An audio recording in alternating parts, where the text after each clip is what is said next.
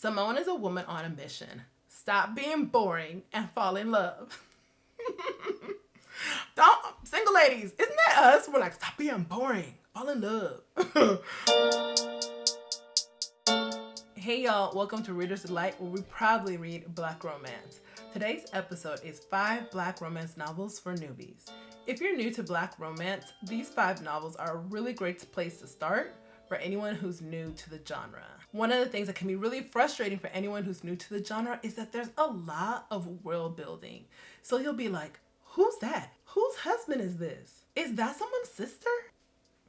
That's why starting with these 5 novels is a really great place to get started, just because it'll give you a bit more of a foundation as to what is happening in this indie Black romance world. So these 5 novels are a great foundation and they are a must read. Now, before we get started, let me just define for you what Black romance novels actually are. Black romance novels are stories in which both of the characters identify as Black. So they can be from any part of the world, any part of the country, whatever. As long as there are 2 Black people, then it is a Black romance novel. So that means that if one of them is not Black, that is not a Black romance novel. That's interracial. So that's the difference between a Black romance novel and a non-Black romance novel. They both gotta be Black. That's all. That's it. Just putting it out there. All right. So now let's get to the novels, my favorite part, because I am in love with all of these stories. They're just so good. It was hard to pick 5. There's so many more novels you can read to get you started on Black romance. But these are the 5 that I have loved, that I have read, and just, I'm obsessed. So I want to bring you along into this journey of Black romance where you're getting the opportunity to meet these characters, to fall in love with their stories, to become just as obsessed as I am with all of these characters and the authors and all their work. I just want you to come along with me. So let's get started in no particular order. Let's go. The first novel is The Left of Love by Love Belvin. It's the first book in the Wayward Love series, and it was the first novel that I read by Love Belvin. Y'all, I'm obsessed with this book, and it's been years since I first read it, and I still love it. I still love the characters. I still love the storyline. I love everything about this book. I love it. It's so good. Let me read the synopsis for you and just tell you a couple of extra details on why I'm in love with this book and why I think it's a great foundation for you to read this book as you kick off your indie Black romance journey. So, it starts. She's from a lakeside suburb, padded by 2 parents, an overindulgent godmother, and all the amenities of affluence they can provide her. But that's not enough. Kennedy wants to experience the full benefits of her femininity at the tender age of 21. A task she takes on at college, and one she's more than determined to fulfill. Ooh, Kennedy girl. He's an aspiring entertainer from the dark side of the inner city. Survival for Isaac is very much an option he plans to conquer.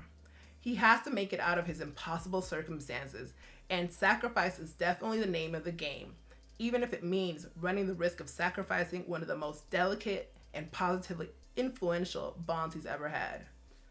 A social experiment has never been so revealing and frightening for either one of these unassuming individuals. How could 2 people from the starkest contrast of rearing build an impenetrable bond in just 3 months? How long will it take for them to dig through their differences to understand those forces that connect them? At what cost will they find harmony to coexist? Y'all, I just love this book. It is just, I love it till this day. Like, it's also kind of a bit of a college romance too. So I love college romance stories, but it goes on into their lives and their complex relationship together. The ways that the story is written, how they build their friendship into a love that's even more complex is just, wow. I love this book. I always recommend it. Anyone who's ever read it, that I've told them to read it, has also told me that they love the book. So, The Left of Love by Love Belvin. Oh, please read this book. please read this book. Next up, we have Commitment by Nia Forrester. Y'all, commitment. She's a thick girl. She's a thick girl. She's worth every page. Every single page. She's worth it. This funny enough, I don't even know if this was the first book I read by Nia. I don't think it was. But once I started to get into her catalog, I was like, whoa, this lady is bomb. Like, let me go and look into what other things she's written. And I saw that this was actually the first book that she put out. And it really set the stage for her whole catalog, her whole world building that she's done. This is where you start. So let me read the back of it because I just want y'all to feel me on this book. It was obvious to everyone but them they were all wrong for each other. Riley is a free-spirited boho writer and Sean is a magnetic and charismatic rapper, riding the highest crest of his career. She doesn't understand his world and he sure as hell doesn't understand hers. And what's worse, while he's never committed to any woman before, she's committed to someone else. Still, they can't stay away from each other. Along with frequent clashes of their equally strong wills, Sean and Riley will have to face down opposition from friends, family, and one extremely motivated groupie if they want to forge a commitment that will last the test of time. Y'all, commitment is so good. Y'all, commitment is so good. Like, this book, she's thick, and when you finish it, you're like, I wanted more. And then you read the rest of her catalog. It's such a good book. I also really enjoy stories where there's like a musical element as well. So I love the fact that he was a rapper. I love the fact that she was like this boho writer, that she was just free-spirited, and somehow they just matched. Like, despite the fact that people were like, what? That's like her? You want her? Or like him? Like, he's a rapper. He's all these things that you don't want in a partner. But man, Sean and Riley, they just worked. They just made sense. And I think that's one of the things that I love about the complexities of love in this story. Is just how sometimes there's no rhyme or reason. It just makes sense. So, commitment. So good. Up next, we have Let Me Love You by Alexandria House. Big South. Y'all. Now, this book is not Alexandria's first novel, but I think that if you are getting into the world-building world of Alexandria House, if you're getting into indie Black romance, there's no way you can't know who Big South is. There's just no way. You have to know this man, and you have to know this book. So let me read the back of it. Trying to put past hurts behind you is hard when your ex is a fool. But buoyed by child support and alimony, Jo Walker is moving forward with her life, pursuing a career, raising her little girl, and trying to live in peace. She believes she has all the bases covered in her world. But what about her heart? Rap legend Everett Big South McLean is divorced too. Knows all about failed relationships and has relegated his love life to casual connections rather than pursuing something real. That is until he lays his eyes on Jo. She's exactly what he never knew he needed. He's what's been missing from her world. Will she accept what he has to offer and let him love her? Y'all! Look. Let Me Love You has all the things. Has all the levels of drama, has all the passion, the like who you talking to energy sometimes that we just love in these relationships and these stories. It's so good. It's so good. I don't know what else to say. It's so good. I loved it. And often enough, you'll hear indie Black romance readers will be like, oh my God, Big South. Like, who doesn't know Big South? This book is so bomb. I highly encourage you to read it. Big South, Everett McLean, his story is so complex and Jo's is too. And I think you'll love it. It's a really great story. So check this one out. Next, we have A Crazy Little Thing Called Love by Christina C. Jones. Now, this book is like one of the origin stories of Christina C. Jones's world. It is a really great story that really lays a foundation for this community that she's created, this Black town that's just continued to grow. And you got to start here. You really do got to start here. This was even before she even called it the Heights. It was just this town, a coffee shop, a real fine owner, and this is where the story developed from. So you definitely got to start here. So let me read the back to give you a little bit of tea on what the book is about. Simone is a woman on a mission. Stop being boring and fall in love. Single ladies, isn't that us? We're like, stop being boring, fall in love. All right, so that's easier said than done with no prospects on the table or under the table or near the table. Her luck changes when fellow neighborhood business owner Roman Taylor walks through her door of her flower shop. Roman is single, successful, and sexy. Everything Simone is looking for to embark on a whirlwind summer romance with the potential to spark an everlasting love. But things are never as perfect as they seem, and Simone and Roman have to decide if they're willing to risk their hearts when things get a little messy in their pursuit of a crazy little thing called love.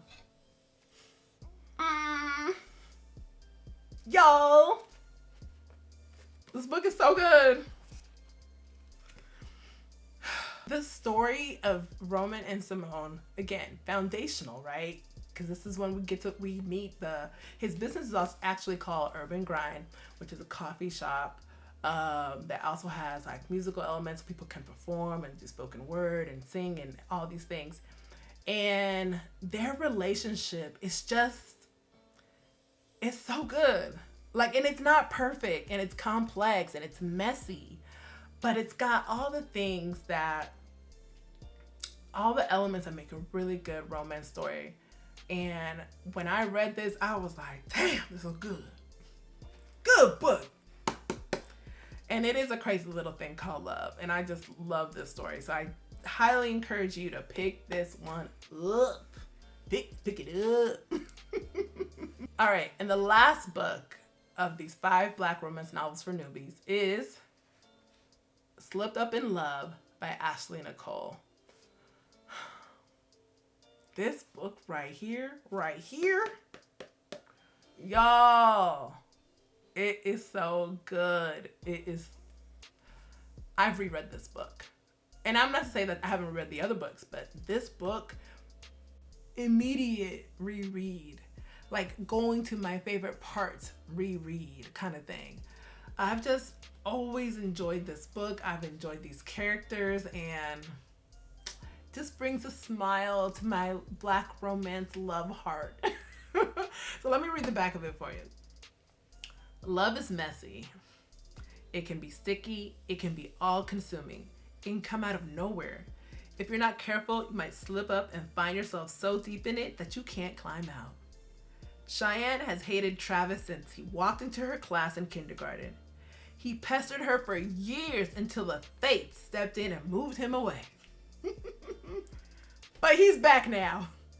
And pestering her is the last thing on his mind. His heart has known for years what hers is still trying to figure out. He slipped years ago. Now it's her turn. Y'all, you do not understand how good this book is. It is just, Slipped Up in Love. It's like okay. So the part that I loved about this book was that she knew him as a kid, right? And he bothered her, right? And I don't know about y'all, but we've all had that one kid that just bothered us, right? That kid was not the love of my life, but bothered the hell out of me. And what I love about this story is that kid who pestered her left, came back, fine as hell, right? And determined to make her his. And I love the way she hated him when she would be like, oh, like she couldn't stand to see him. When he was coming around, she wanted to be completely away from his presence. She had no interest. And this man, it was like he was determined, but he wasn't determined in like a obsessive way. He was like, it's gonna happen. Like, do you understand? And talk to me like this. Talk to me like this. I love this book. Slipped Up in Love is such a good book. Such a good story.